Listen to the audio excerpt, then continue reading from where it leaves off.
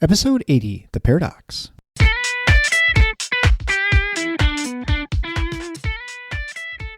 Welcome to The Paradox with your attending, Dr. Eric Larson. He is a practicing anesthesiologist and clinical assistant professor at Michigan State University College of Human Medicine.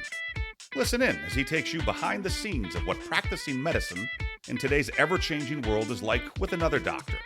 The Paradox is a fun and accidentally informative show for physicians, patients, or anyone who has ever found themselves in a waiting room.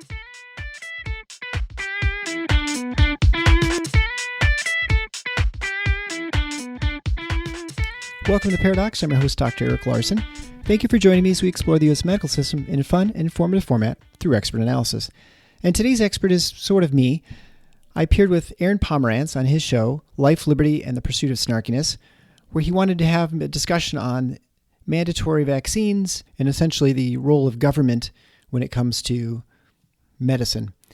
We're not going to go into the healthcare system as much as we're going to discuss various issues of individual liberty and where your liberties and your rights end and where someone else's begin. I think a great example of this is the mandatory vaccines. Can you mandate them? Can you say that you're a liability or a danger to all society if you're not vaccinated? Or are you free to do whatever you want because it's your body? There's definitely an argument to be made. I think a libertarian argument, but certainly an argument just in personal freedom either way. And so we get into that discussion and sort of where we draw the lines. And as is always in the show, I think I find it more and more, it is a nuanced answer. It's somewhat subjective, as are most things in life. I'd like to make one quick correction in the interview. You'll hear me mention Pott's disease as an alternative form of dementia, or at least one of the subclasses of dementia. I meant to say Pick's disease. You can clearly show that I'm an anesthesiologist and actually an internist. I mentioned Pott's disease, which is a completely different disease process. But anyways, I meant to say Pick's disease. It does not change really the point of the argument, but just to put that out there right now. So I hope you enjoy the interview. I would recommend that you, if you do not currently, that you subscribe to Life, Liberty, and the Pursuit of Snarkiness. Aaron's a great host, has all kinds of interesting subjects, and my most favorite recently is a 4-part series, which is kind of long, but it was on ranking the U.S. presidents from best to worst, or I think actually it went from worst to best, which is very entertaining. He and his friend did that. So check out the show. Enjoy this show. Of course, if you want to support the show, go to patreon.com/theparadox. That's THEPARADOCS. If you've not already subscribed to The Paradox and you're just listening to this through email or perhaps through a Facebook post, please subscribe. It costs nothing, and that way you don't miss any of the exciting episodes as they come up. I apologize. It's been a couple weeks since I did a show just because I had a few guests lined up who suddenly could not make it. So anyway, I'm trying to catch up a little bit on that. I do have some additional content if you are going to the Patreon page and you're becoming a patron of the show as I continue the Amash Files, although it may turn into something a little bit more than that in the near future. But without further ado, my discussion on vaccines and the role of the regulators and laws with Aaron Pomerantz on Life, Liberty, and the Pursuit of Snarkiness. Enjoy. So, vaccines. Vaccines are entering the news a lot lately. They enter the news generally anytime something dangerous happens with the world of disease. So, of course, with the coronavirus scaring everybody, vaccines have entered again. There's also a new study released today, actually, as we're recording this, that says that upwards of a third of parents do not get their children vaccinated or do not get their children vaccinated on time. The popular perception of the issue of vaccination tends to be that libertarians are anti-vaxxers, or at best, we don't think the government should have anything to do with vaccines. There's a lot of stuff about conspiratorial mindedness, that is conspiracy theories, the idea that we just don't like authority at all, so of course we don't trust the government, or we don't trust the doctors, we don't trust big pharma, we don't just trust anybody. Whether or not that's true has yet to be determined, but it does raise a valid question, right? Should we require vaccines? What is the libertarian response to potential health crises? And there is a discussion to be had. So we've brought Dr. Eric Larson back onto the podcast to discuss these issues. He's a doctor in Grand Rapids and host of the Paradox podcast, where he often tackles issues of medical concern, but also brings in ideas like a free market perspective, or at the very least, an on the ground perspective, which is very nice when we're dealing with normally someone who's never who's never had a shred of medical education telling us what we should do in the medical field, like any debate on healthcare in Washington. So, Eric, thank you so much for coming on. Thanks you so much, Aaron. I really appreciate it. I love your show. I binge on various shows, and yours is one of them. And I appreciate being on. And hopefully we can figure some stuff out today. Yeah, hopefully. It's a very complicated topic, certainly. So first off, just right from the get-go, let's talk about vaccines just a little bit. Would you encourage people to get them? Are they effective?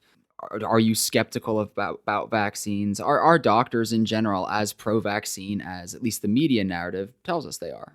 Well, I guess, the quick answer is yes. No. So I think to a number of those questions, are vaccines, would I recommend them? I would. And, when it comes to, say, the flu vaccine every year, there's the influenzas out there and people are at risk for getting the flu.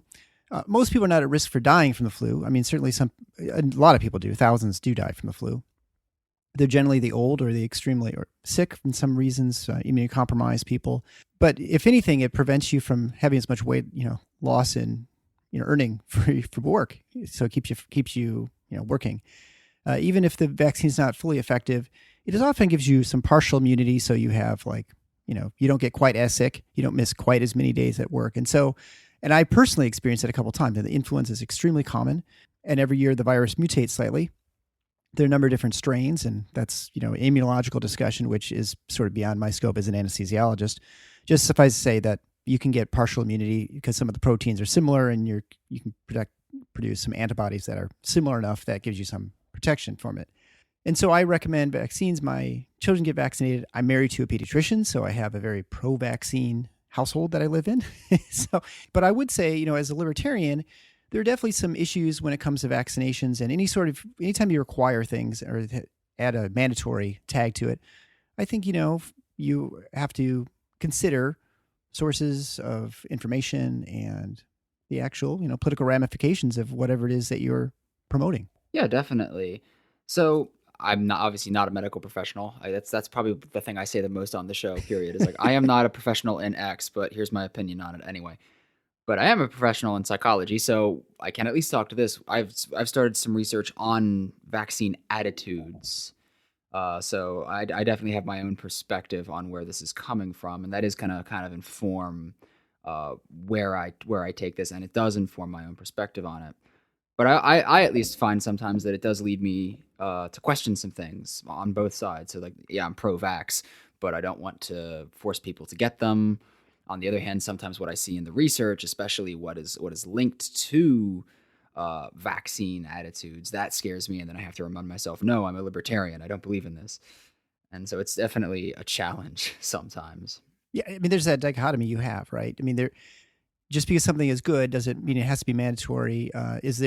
What sort of risks and benefits are involved? And these are questions we ask ourselves all the time in medicine, right? I mean, anytime you sort of embark on a treatment, and a vaccine would be considered a treatment, a preventative one, much like you should go running. Well, if the only place you can run is in the median of a freeway, maybe it's not maybe the benefit from it is not that great, right? But you can, what I mean? I mean, you have to ask yourself what the actual risks and benefits are to whatever treatment you're involved in. And vaccines are very controversial because I think the hardest thing is to find causality. And this is not just in medicine. We find this in every life, right? Something happens and you look for the reason it happened. Right? You're walking down the street, something hits you in the head. Well, depends what it is. But let's say it's a branch. Well, you assume it's just the branch broke off the tree. But maybe there's someone standing up in the tree and they drop the branch in your head, right? So you say, oh, It's that guy. Well, maybe it just broke and it just happened to be a person in the tree too, right? I mean, so sometimes causality is not as obvious as it is. And I will say in medicine specifically, we have a hard time as individuals, and I add myself into this as anyone else, to try and figure out why certain things happen to you. Sometimes it's just bad luck, right? Some part of your body just is not function properly or doesn't function optimally.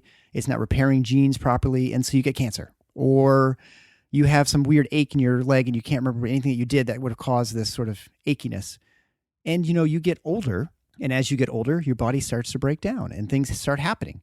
And so I will have oftentimes people complain about, oh, I have this back pain. Well, I got an epidural for a baby 2 years ago. I think it's probably from that epidural. Well, I can't say to you with a straight face as a physician say there's absolutely no chance that epidural did not cause some sort of scarring that takes a couple years later that causes a little bit of tugging or pulling in some sort of musculoskeletal component that causes this ache that you have. It's probably not. You probably twisted funny, you lifted up a laundry basket or whatever. There are a million other things you could have done. But we're always looking for explanations for things when oftentimes it's unknowable. Then when you have large groups that have mysterious things happen, and I think the autism is a great example of this, you just latch on to something. And then if someone can come up with a credible theory or one that enough people find credible, then it's sort of, these theories can sort of take hold. And then if you can't disprove the negative, right? And so that's what oftentimes causes problems as far as trying to convince people one way or the other. And so I think that oftentimes it's the fact that things happen to people that are unexplainable, that we can't explain with medicine, because things may just happen when we don't totally understand everything. And so then we latch on to sort of explanations that may or may not be valid. Yeah, my dad's a doctor, and he has this entire category of it's one of them things. Totally. There's a weird bump on my skin. He's like, well, it's not cancer. Well, what is it? One of them bumps. It's interesting you bring up the autism excuse, though, because this is actually, every time I teach statistics, I always use this as an example, because it's a illusory correlation, right? Like, yeah, autism rates rose with vaccines because people were living longer. That was the secret third cause, right? The people are living longer, they're surviving longer. There's no scientifically credible causal link between vaccination and autism. But there is the idea also that the autism spectrum is widening. People were redefining it, and we're getting more sensitive to it. But no one ever wanted to think about that. That was just, vaccines cause autism. And people still think that, even though it's been pretty categorically disproven. Wakefield got in a lot of trouble for that. Yeah, I mean, he falsified lots of data. The only link to autism and to anything is the one link is that generally older men are more likely to have children with autism. Is that something? And maybe that goes to your point that, people are living longer, they're having children later in life. Maybe there's a little higher link there. I know there was a study that linked the use of serotonin reuptake inhibitors like Prozac and during pregnancy, that there's a higher incidence of autism. I tend to think, and again, this is just a speculation, but I suspect that autism, much like dementia, it's multifactorial, or there are a multitude of diseases that are occurring that are just not classified separately, right? So you have maybe 20 different problems, and then we just lump them all into, say, well, it's autism or some of the spectrum, right?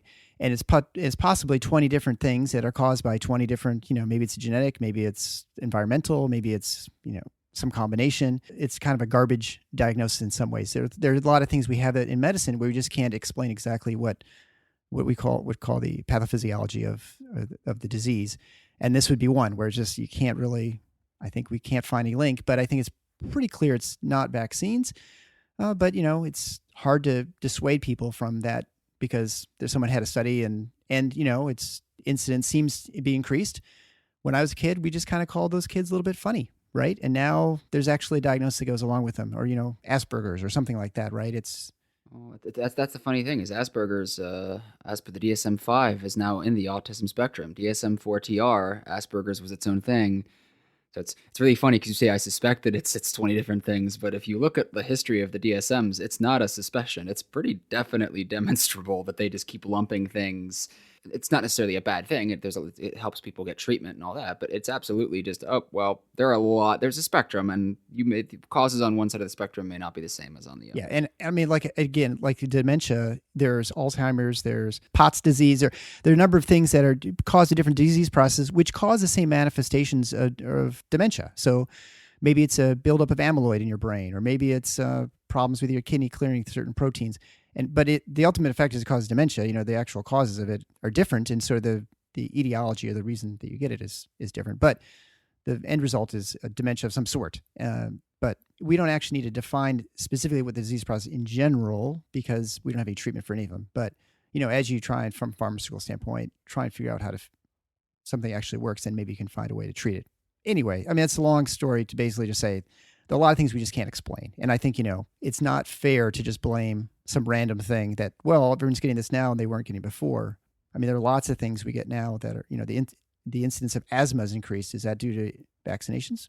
I don't know. I don't think anyone's ever made that link, but you can certainly do that. Maybe it's the instance of the fact that we had Cheetos now. We didn't have Cheetos in the 1950s, and now we have more, autism. Is it due to Cheetos? I mean, no one's made that link either, right? So, and obviously, this isn't your field, so I'm not going to ask you for an in-depth, detailed explanation of how vaccines work. But there's one particular part of it I do want to discuss because it really informs how I wrestle with this as a libertarian, and that's the idea of herd immunity. That I think that really informs the debate. And so can you explain a little bit, just super simply, how herd immunity works and how it relates to vaccines? I guess the easiest way of describing herd immunity is that it's by decreasing the incidence of some sort of disease process that's infectious in a large community or population, the chance of you contracting it if you're someone who's unaffected by this disease before is a lot less, right? So the more people who have a protection and are prevented from getting this disease, the less likelihood is going to be of other people contracting it who might be at risk. So clearly, if you walk into a room and 50% of the people in there have influenza, right, the flu, the chance of you coming out with the flu is incredibly high. Someone's going to sneeze in that general area, the virus is active for a couple, I think hours in the air or whatever. But if you go into a room with 10,000 people and one person has the flu, the likelihood of you getting the flu is a lot less, because your chance of interacting with that one person who has it. And so herd immunity is essentially just saying if we decrease the amount of people who have something, the chance of me contracting it is a lot less. And this would go for all sorts of things, and not just, infectious diseases. You could say it's infectious ideas, right? If no one believes in communism, you're then likely to walk out of a room becoming a communist, right? But, or vice versa, right? I mean, so it's the same sort of principle.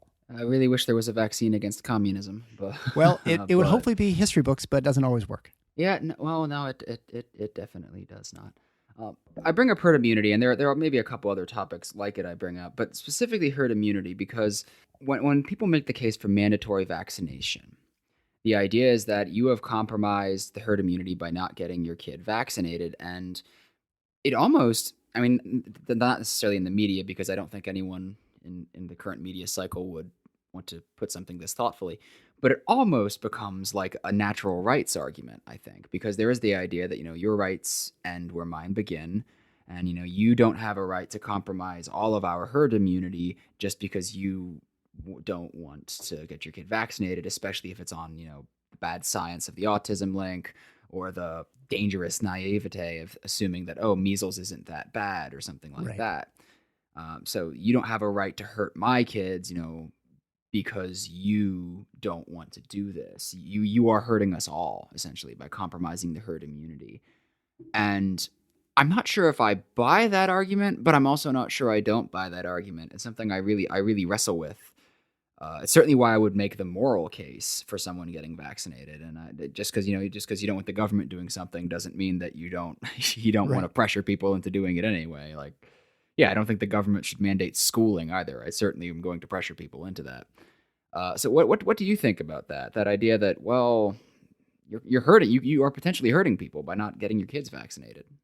I think there's some validity to that. it is true that if more people walking around who are carrying a disease that's infectious, that the likelihood of other people getting it is higher. I think that's easily provable.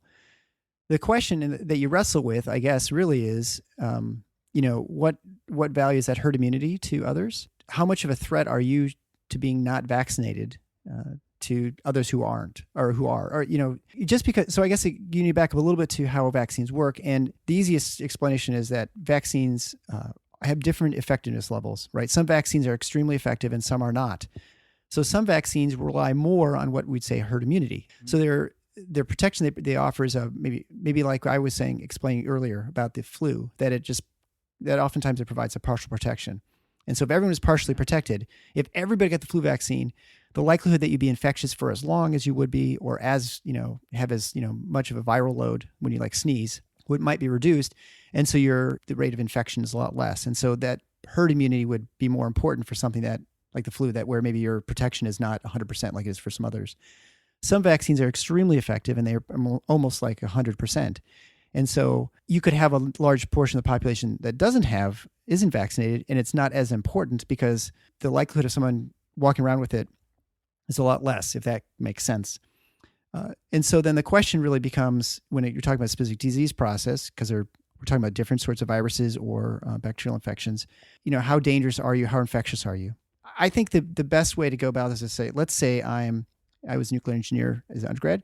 So let's say I walk around with a large radioactive isotope that's extremely dangerous in my pocket. Okay.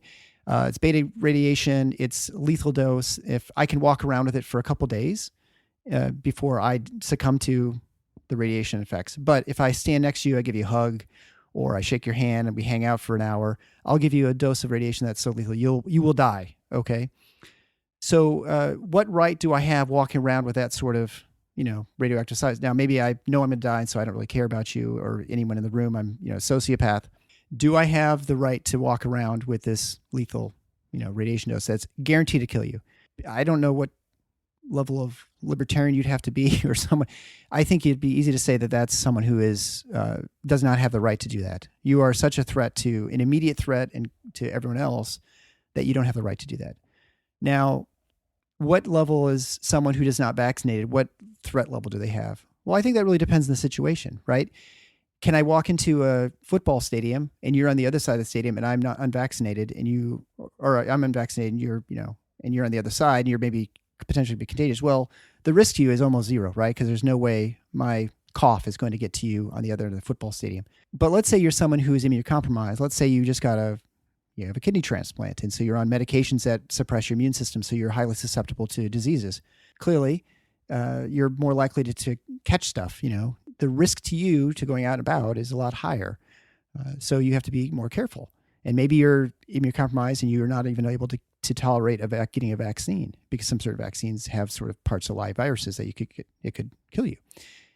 This is a long answer, winded answer in saying that it really depends, right? And so I think you could, in a libertarian society, let's say everyone has the right to do whatever, probably an open space. If you're someone who's so immunocompromised that anything could kill you, well, then it probably behooves you to avoid contact with the public, because even if everyone's vaccinated 100%, there's still a million things that can kill you from other infectious diseases, right? So you need to protect yourself and be aware.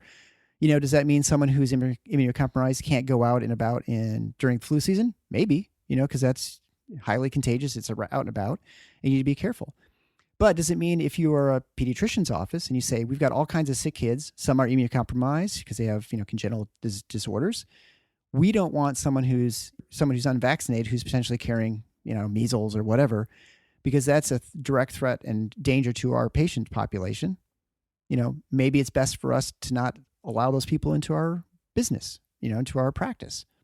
I don't think that's an unreasonable position. I think you could have the same position and say, as a pediatrician, we really want to make sure we have all those people because we think there's a value to us seeing those patients and maybe convincing them that they should partially vaccinate or whatever. It's a wishy-washy answer, but I think it's a question that really depends on the risks and benefits of the situation, and it kind of just depends on you. I don't believe, as many people make it out to be, that if someone is completely unvaccinated walking around like in the grocery store, that they are a direct threat to humanity. I don't think that's a reasonable position to have, because there are plenty of people who are like that because they can't get vaccinated, and so they are more likely to be carrying infectious diseases, and we don't prevent them from being a part out in society. If you have a business, you may decide one way or the other if you think those people are okay. If you run a daycare, maybe you decide. If you run a school, you get to decide.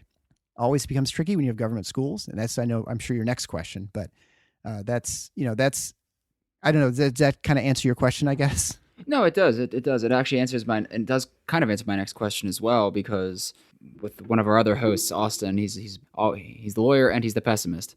So obviously with his influence, I'm like, okay, yeah, I don't like the idea of unvaccinated people getting me sick, but I really don't like how they'd apply that logic to guns, or how they might apply that logic to, a car that isn't green enough or something like that, and use the exact same logic of, well, you're a threat and you should be banned. But I do like what you're bringing up with, okay, but that doesn't mean you get unfettered access, because that's one of the things I see. I see it on Facebook. I see it in these communities. I see it in some of the research I'm doing. Anti-vaxxers, not all of them, and that's the thing, is like, I'm using the word anti-vaxxer, but the research from our side of it shows that there's really no such thing as an anti-vaxxer. That's an unhelpful distinction. I agree. It's an epithet, right? I mean, I think there are people who are skeptical of vaccines, who want different schedules. They're not sure about them. They have questions, and just say that, well, they're just anti-vaxxers is lazy. So they do show that, there are vaccine skeptical people, but there are also like wackadoodles, and Yeah, to sure. be polite.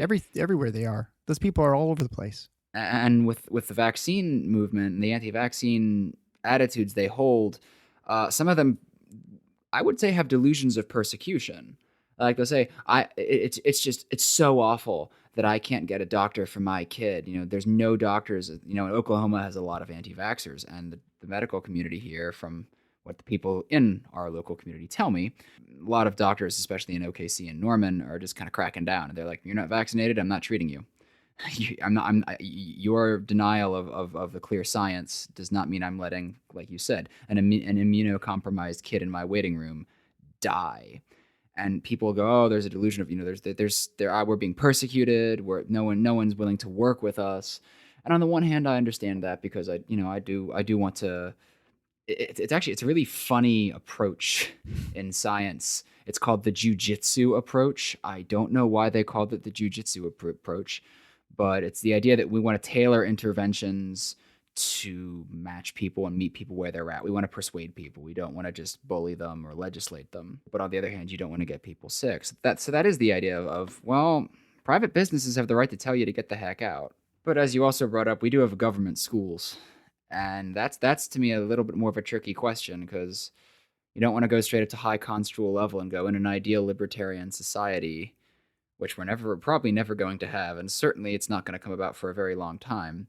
So what do you do with things like government schools? Do you think it's okay for the government to at least say, yeah, you don't get to send your kid to public school, you don't get to work for the government, all that sort of thing? Do you think that's okay, at least as a stopgap? Or I think this is where you have the discussion within the community. And the nice thing about generally our government schools is that it is kind of community led. There are more states, and certainly federal government occasionally weighs on this as well. So there's research changes. The problem, of course, with any sort of government mandates is that it is slow and it's kind of behind oftentimes. And so we're always learning new things. So it's entirely possible we say, oh, this vaccine's great, it's the best, it's got no side effects. And then you find out, oh, well, we're wrong. And it's hard to sort of back up that regulation or mandate. So I think you should always be hesitant about those things. To back up just one bit about having the person who's unvaccinated in your waiting room, I think the other part about it, and certainly with these physicians who are saying we're just not going to deal with people who are unvaccinated, because we've tried forever to try and convince these people to get vaccinated, they just won't do it. But I think it also speaks to trust. If you go to a physician and you're getting treatment for something, and every time you offer treatment, the patient says, "Yeah, I don't want to do that, I'm going to do something else." Well, it's sort of like, well, if you're not going to do what I recommend and you don't trust me enough for that, I don't know that this relationship's going to work for us, because it's a two-way street, right? And so if you think all vaccines are terrible and they're the wrong thing for your kid, and you just don't think that's the wrong, well, if my belief as a practitioner of medicine is that is the best way to treat and protect kids, well, then clearly we're just going to disagree here. So that's another reason why I think people, especially physicians today, we're just not going to deal with it. It's not to prevent treatment for people as much as it is just say there's clearly a level of trust that we just can't establish. And if we're going to disagree on this basic sort of treatment regimen, then I think we're going to go our own way. To get back to the schools, I don't know how you pick things.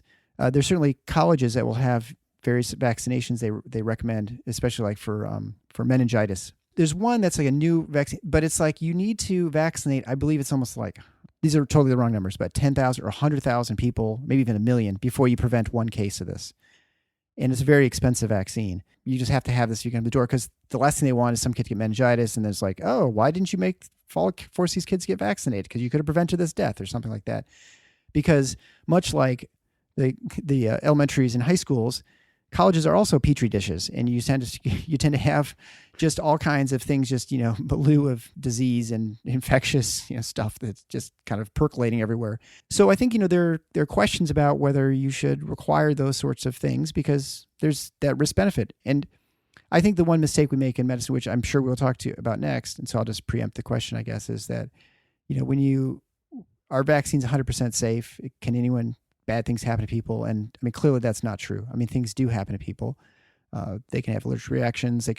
You could be unrecognized as immunocompromised and your immune system is not very strong and something could happen. You have a seizure, and maybe when you have a seizure, you bump your head and something else happens, right? I mean, there are all sorts of things that could happen.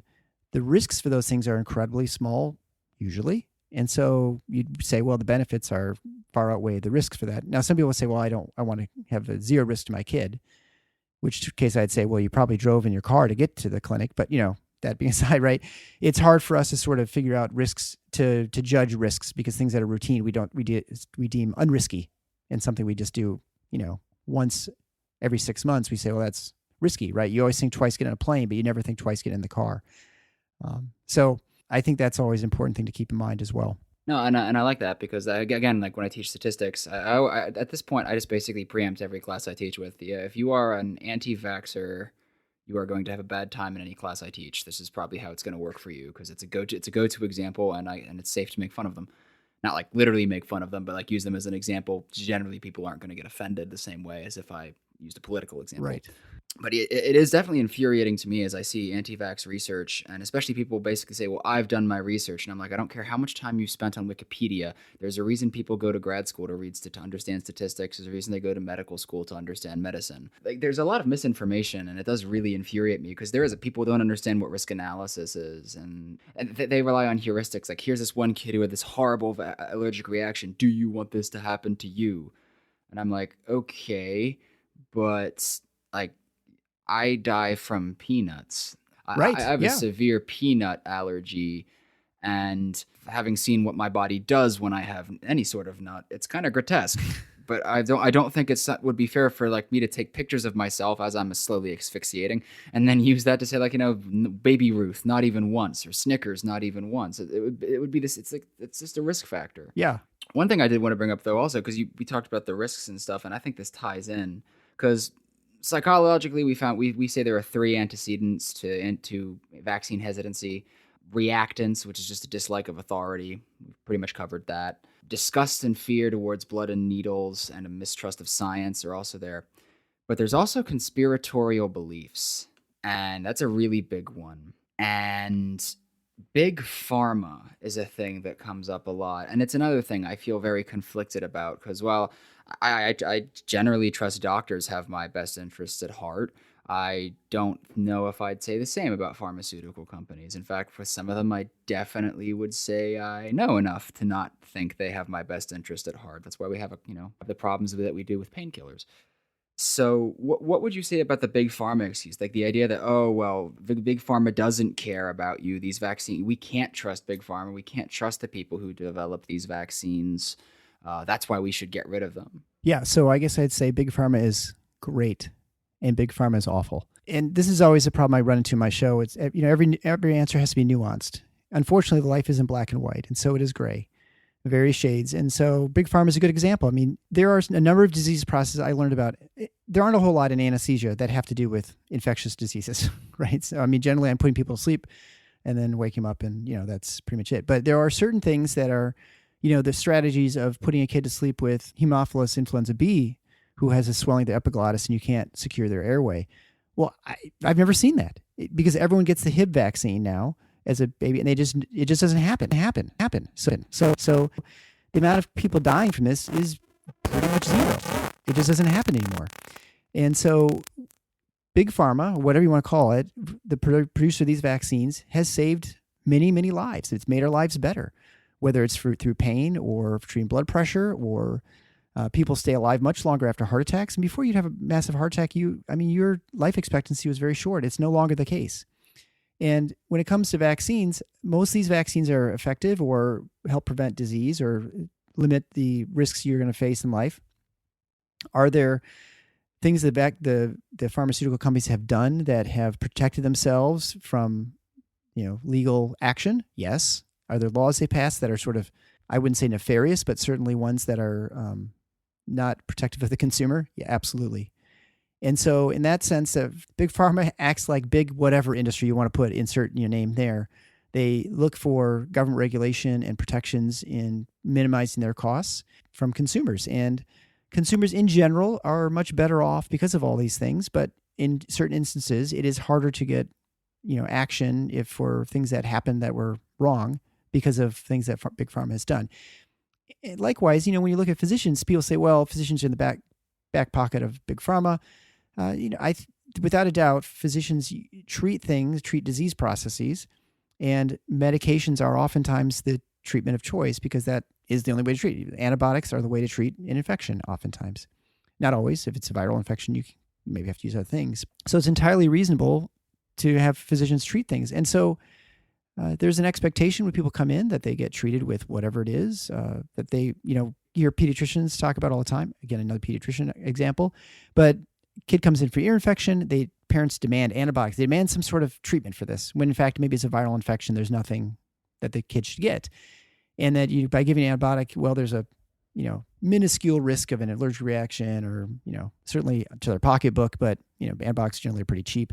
And so it's easier sometimes to just give the antibiotic. Now, that doesn't mean it's right. But also, physicians are probably more likely to write a prescription for medication than someone who's not. And is there a financial reward? Maybe a teeny bit, but probably, if anything, it's to keep parents happy and to keep their patients happy. And they are sort of a customer, and you want to be seen doing something. And so there's probably a little incentive there on some level, but it's pretty small. I think most physicians are professionals and treat people properly. That being said, there are bad actors, just like, you see that a lot of these laws passed on opioids, which, as everyone's heard about the opioid crisis, and there are these pill mills, people who hand out zillions of, opioids to people. Well, there are only a couple of those people, right? It'd be much easier just to say, we're just going to find these people and, take away the license or something like that. Yet the reaction is usually like a moral panic, and you pass a bunch of legislation that's going to affect everybody. Yeah. That's generally the way most things happen. And I would say in many respects, the infection things with vaccines and, whether you're going to mandate that everybody has the measles vaccine or whatever it is, I think it was New York City that was looking into that. It is a moral panic, just like there's a shooting and now we got to pass gun laws, or there's a plane flies into a building. We got to pass all these national security measures to try and prevent this. And you're mentioning statistics, the risk for any of these things happening is maybe perhaps incredibly small, right? Like, do we need to build a giant border wall that's 400 feet tall around a country and not let anybody in and out of the country in order to prevent anyone from hurting us? Well, I mean, what's the cost of that? What's the actual risk to an individual? And so I think rarely do we weigh those rationally. I mean, I think most of the decisions are not actually done with reason, right? I think that's, if there's anything you probably, as a psychologist, know, it's mostly emotional sort of things. And that's definitely what the news or, what politicians sort of latch onto. And that's how all those things happen. Oh, it's always one of the first things I cover, generally in the first unit of social psych. And I'm always surprised at how controversial it is. But I'm like, you do realize most of the thinking, obviously I'm saying this to like my students, I'm like, you do realize that most of the thinking you do is not cognitive, it is not conscious, and it is not thoughtful. It is automatic. Every day I drive myself somewhere and I don't really remember driving myself there because I'm listening to music or thinking about what I'm going to do at work or hoping I have enough coffee left over or something like that. Like, I'm like effortful thought thinking is hard, and good decision making is hard. And it's why I see fault on both sides of the debate. It's something I'm seeing a lot. I'm really happy to see this from some of the scientific community, especially the intersection where you have psychologists working with doctors, where so they're having to step outside of the ivory tower a little bit and not immediately go into moral panic mode and assume that all anti-vaxxers are cave people. But on the other hand, I also see this with vaccine hesitant people where I'm like, you're not making a good decision. You're not using good data. Please rethink. And especially when some of them try to turn it into an evangelical style, not like in terms of religion, but in terms of like they're preaching the gospel of the evils of vaccines. And it just, I'm like, there's part of me that's like, I'm not sure the government should be doing anything to you. Though I do think in the case of the guy who faked the autism thing, I mean, that's actively lying. That's different. But with some of these people, I'm like, oh, no, the government shouldn't be involved, but I think you're going to have some interesting questions to answer one day. You're definitely right. And I think, when it comes to vaccines and people choosing, I think the medical community for a long time, for one thing, they weren't very active in social media, which is really where a lot of this discussion is occurring. Certainly because there was there's a lot of, I did an episode recently in my show where we just talked about people who were attacked by these, I'll call them lunatics. They're people who are just a religious fervor to just destroy anyone who disagrees with them. And this is not, they happen to be people who are opposed to vaccines. And it was a global attack, like in this, flooding phone lines, hitting Yelp reviews, Google. I mean, it was a disingenuous discussion about vaccinations. These people weren't patients of this practice, but this practice put out a PSA, basically. It was actually TikTok. And I think that was a TikTok. Anyway, just saying, vaccines are a good idea. We support them, blah, blah, blah. The usual sort of thing you get from a physician. And they were attacked mercilessly and attacked not in good faith. But I think by being out there now, the one risk that physicians have and people who are, advocates for vaccines or whatever the treatment might be, is that they become impatient and they treat people who disagree with them as imbeciles.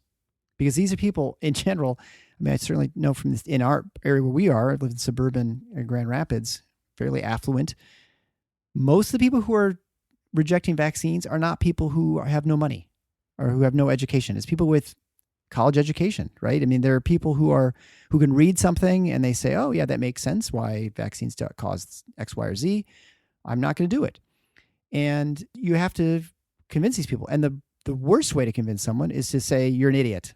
You're totally wrong, right? That's probably the worst way to convince anybody. And especially in today's age, right? Where if you want to say, hey, I'm the elite, you listen to me, that's probably not going to work very well with most people. And so it's going to cause failure to adopt whatever it is stance you have. And so I think it's difficult, right? Because the hard thing to do is to sit down and answer the same question you've answered 400,000 times, right? The fact that, vaccines do this, why that, there's a risk benefit, blah, blah, blah.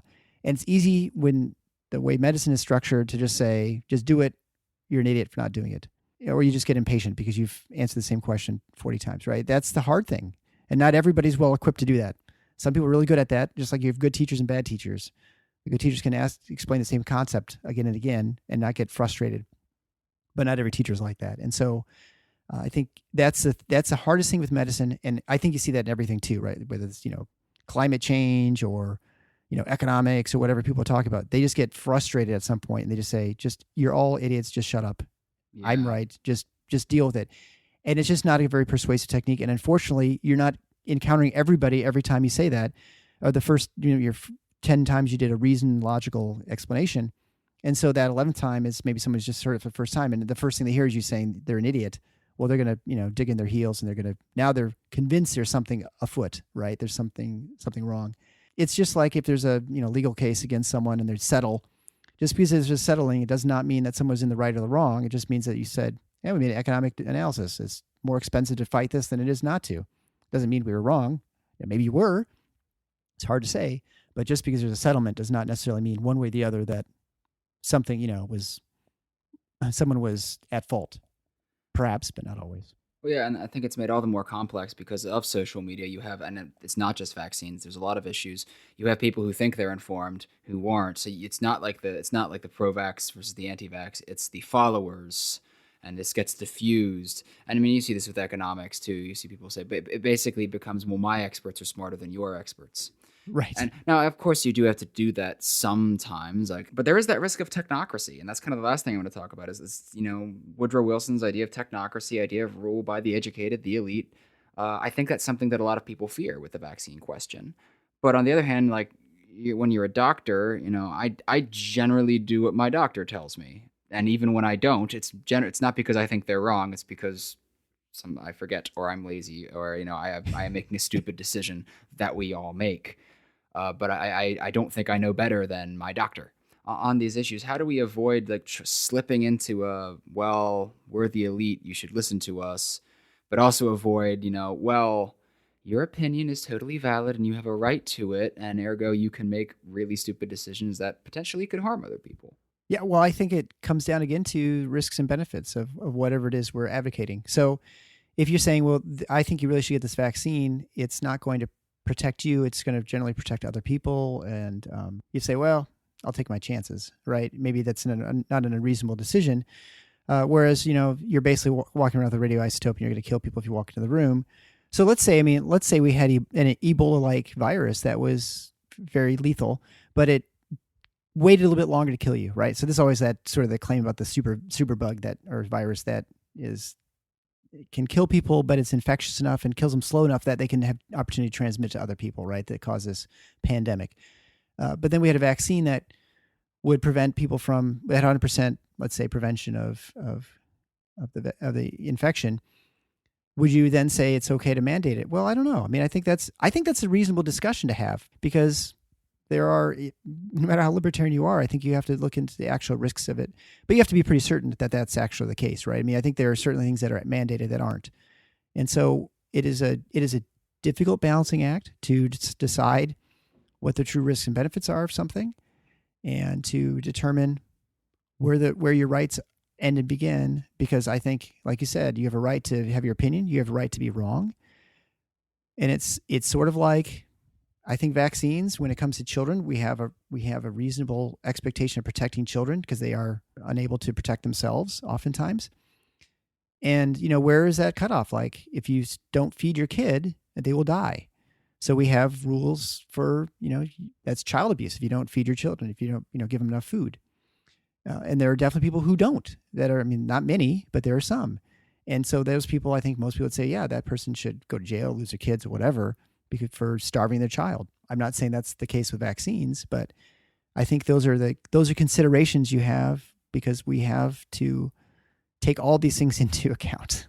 It makes it really tricky. And there's not and I wish I could just say yes or no, and every vaccine's different. And so, you brought up the topic at the very beginning of the show about the percentage of people who are vaccinated or are not on schedule. Well, not on schedule just could mean they just missed an appointment. It could mean that they just got behind, or, they went on vacation, and so now they're trying to catch up. And so it may not be like that many people are actually not getting vaccinated. It may be much less than sort of what that statistic suggests. And just because they're recommended, you may say, I'm going to get every vaccine, but you know what? I'm not worried about HPV, which is human papillomavirus, because I'm not worried about cervical cancer. It's a boy. And what if he gives his wife cervical cancer, whatever, or he's never going to have, maybe he's never going to have sex with another woman, and so it'll just be one, and there's no chance of any transmission of human papillomavirus, because the first time they'll be together is on their wedding night, and they'll never have been with another person and the rest of their lives. If that's the case, then probably they wouldn't, right? But that's making a lot of assumptions. And so anyway, those are decisions that I think people need to sort of come in informed, and that's hopefully a discussion you can have with someone who is knowledgeable enough about vaccines, and generally be your doctor. But I think these are all tricky questions, and unfortunately there's not a one size fits all answer for it, which I hope I'm not disappointing your audience with not giving you the correct answer. For most things, we end up arriving at the answer of, well, it's complicated. And tough thing about life. Yeah, it's more nuanced than that. But no, I like what you're saying. I think it's really important to keep in mind. It's something I find, especially as a minarchist, and back when I first became a libertarian, I didn't think there would be so many distinctions. I didn't realize that the greatest enemy of libertarians is other libertarians, and I have definitely seen that now. But as a minarchist libertarian who does believe there is government, I do. I mean, yeah, you haven't given me the correct answer, because I think it's something I'll have to wrestle with for a long time. The government does have an authority to protect people. That's literally its only job, is protecting us from each other, not from ourselves, but from each other. So, well, where does that leave me, at least on the issue of vaccines? I'm not entirely sure as far as government goes. Mm-hmm. As far as like me, my children, my personal circle. Yeah. Well, and I would argue that even if you're an anarchist, you have the same discussions, right? I mean, because again, if you're an anarchist, you don't believe in any government and protection, you're going to use private police or whatever, and you can sue people for people who create harm, right? I mean, that's still, even in an anarchist society, if you violate my rights by, killing me, that's obviously the ultimate violation. You have the same sort of issues where someone's walking out on the street and they've got, plutonium in their pocket or something like that. I mean, you still have to have remedies for these things. You still have to have difficult discussions about them. And so I don't think whatever government option you choose, from a totalitarian to none, there is going to be nuanced, and there's going to be difficulty in sort of arriving at the best possible solution. And because the biggest problem is we all assess risk differently. Some people are risky people and some people aren't. Some people are completely comfortable driving 150 miles an hour down the freeway, and others are like, 65 is as fast as I go because I'm worried about. And they're both right and they're both wrong. it sometimes sucks when you have to arrive at that conclusion, but I think you're right. And it's a discussion we have to have. And it has to be a very personal discussion because not every anti-vaxxer is the same. Not every pro-vaxxer is the same. Yeah, I think, the important thing to take away from today is to be thoughtful in your discussions with people about this, because I think people are not most people are not disingenuous in their beliefs one way or the other. And I think we just need to recognize that everyone's got their own history, their own reasons for feeling a certain way, and their own information they're coming to the conversation with, not only just with vaccines, but with pretty much anything, right? And so I would like for us to sort of approach each other with love and understanding, and to just recognize that we're all different, and we need to just discuss this sort of rationally. I know that doesn't always happen, especially online when it's all anonymous, but I would hope that we don't always assume the worst in people, that they have the worst of intentions. Assume people have good intentions, because generally they do. Not always, but generally they do. And so that's probably the best way initial reaction to whatever sort of encounter you have with someone on this subject. I also think it is important to make sure, and it starts with yourself, like anything does, that your information is good and that you're sticking to your area of expertise. And I think the most frustrating thing that I've seen, at least sometimes in both sides actually, because I've seen some genuinely terrible pro-vaccine arguments, is people who they confuse Wikipedia for research. They confuse what they're able to do. I found like three of the most widely available research papers. I'm like, but are you trained in research? Like, you can be a really good accountant and have no freaking clue what to get out of a science paper. Just like I'm a psychologist, and if I were gonna, I don't know if accountants have journals, but if they did, I don't think I'd know what the heck they were talking about. Would that be boring, huh? Yeah, well, I can read a social science journal pretty easily. We all speak the same language. I read engineering reports, and I'm like, this isn't my language anymore. And I don't get to claim that, just because I have an expertise in one area means I have an expertise in another. So recognizing and coming in good faith, but also having the ability to reflect and the humility to sometimes admit when you're wrong about something, or when there is nuance to something is also important. But well, Eric, thank you so much for coming on to the podcast this week. I really appreciate it. I've been wanting to do this issue for a long time and couldn't have done it with anyone better. So it was an absolute pleasure, Aaron. Thank you so much. And we know that vaccines are a controversial topic, so obviously we'd love to hear from you guys. Hopefully we haven't offended anyone, either by being too anti-vax or too pro-vax or too lukewarm, I guess. But if you do have questions or comments, or you want to reach out, do feel free to send us an email or send us a Facebook message at libertysnark. We'd love to hear from you. Well, that's about it for this episode. We'll talk to you guys next week. Take care.